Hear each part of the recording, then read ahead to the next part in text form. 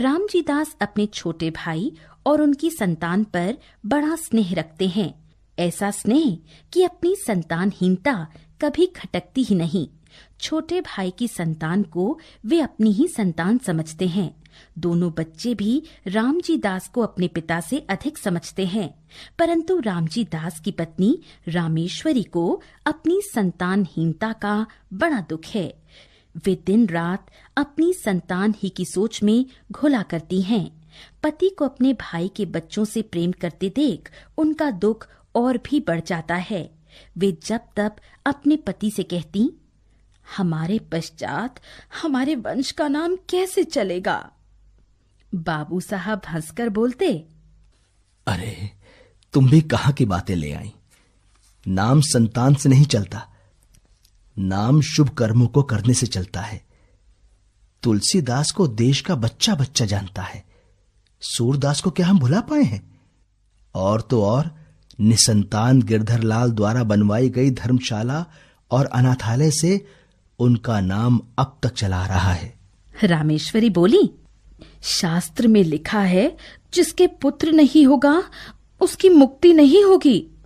बाबू साहब, तो क्या सभी पुत्रवानों को मुक्ति मिल जाती है? कैसी बातें करती हो? पति के तर्कों के सामने रामेश्वरी निरुत्तर हो जाती।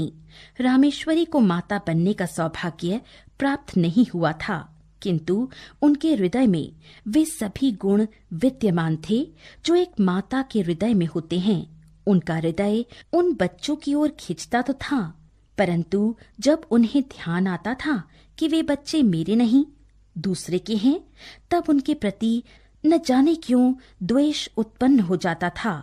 विशेषकर उस समय उनके द्वेष की मात्रा और भी बढ़ जाती थी जब वे देखती थीं कि उनके पतिदेव उन बच्चों पर प्राण देते हैं। शाम का समय था। रामेश्वरी खुली छत पर बैठी हवा खा रही थी। पास ही उनकी देवरानी बैठी थी। दोनों बच्चे छत पर दौड़ दौड़ कर खेल रहे थे। रामेश्वरी उनका खेल देख रही थी। इस समय रामेश्वरी को उन बच्चों का खेलना कूदना भला मालूम हो रहा था।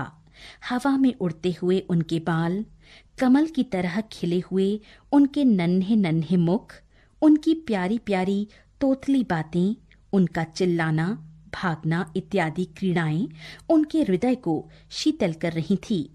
सहसा मनोहर अपनी बहन को मारने दौड़ा। वह खिलखिलाती हुई रामेश्वरी की गोद में जा गिरी। उसके पीछे पीछे मनोहर भी दौड़ता हुआ आया और वह भी उन्हीं की गोद में जा गिरा। रामेश्वरी उस समय सारा द्वेष भूल गई। उन्होंने दोनों बच्चों को हृदय से लगा लिया और जी भरकर दोनों को प्यार किया। उस समय यदि कोई अपरिचित मनुष्य उन्हें देखता तो उसे यही विश्वास होता कि रामेश्वरी ही उन बच्चों की माँ है। दोनों बच्चे बड़ी देर तक उनकी गोद में खेलते रहे। सहसा उसी समय किसी के आने की आहट पाकर बच्चों की माता वहां से उठकर चली गई। मनोहर, ले रेलगाड़ी, कहते हुए बाबू रामजी दास छत पर आए। उनका स्वर सुनते ही दोनों बच्चे रामेश्वरी की गोद से तुरंत निकल भागे। रामजी दास ने पहले दोनों को खूब प्यार किया, फिर बैठकर रेलगाड़ी दिखाने लगे। इधर रामेश्वरी की नींद टूटी। पति को बच्चों में मगन देखकर उनकी भौहें तन गईं। बच्चों के प्रति हृदय में फिर वही द्वेष का भाव जाग उठा। बच्चों को रेलगाड़ी देकर बाबू साहब रामेश्वरी के पास आए और मुस्कुरा कर बोले, आज तो तुम बच्चों को बड़ा प्यार कर रही थी। इससे मालूम होता है कि तुम्हारे हृदय में भी इनके प्रति कुछ प्रेम अवश्य है।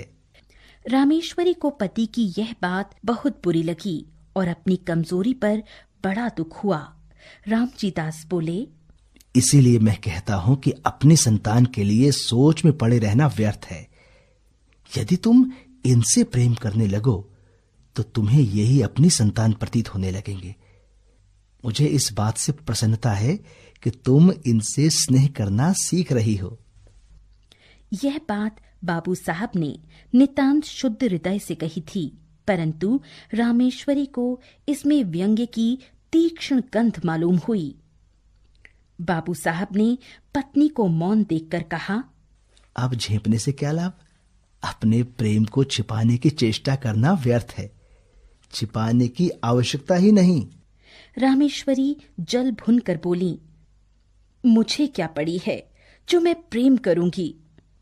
निकोड़े आप ही आ कर घुसते हैं। एक घर में रहने से कभी कभी हंसना बोलना पड़ता ही है।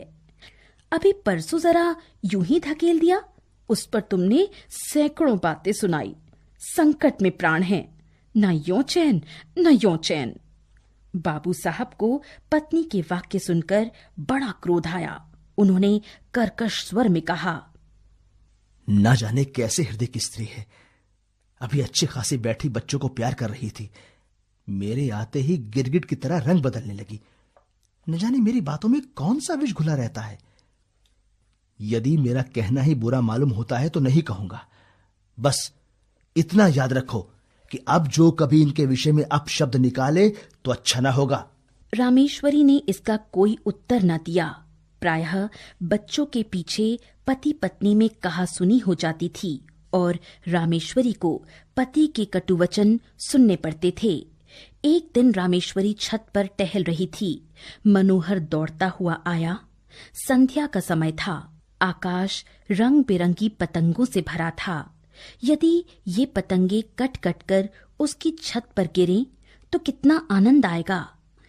देर तक पतंग गिरने की प्रतीक्षा करने के बाद वह दौड़कर रामेश्वरी के पास आया और उनकी टांगों से लिपट कर बोला, ताई मैं पतंग मंगा दो।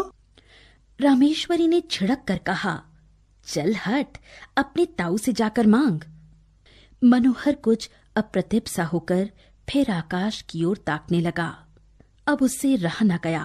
इस बार उसने बड़े लाड़ में आकर अत्यंत करुण स्वर में कहा, ताई पतंग मंगा दो, हम भी उड़ाएंगे।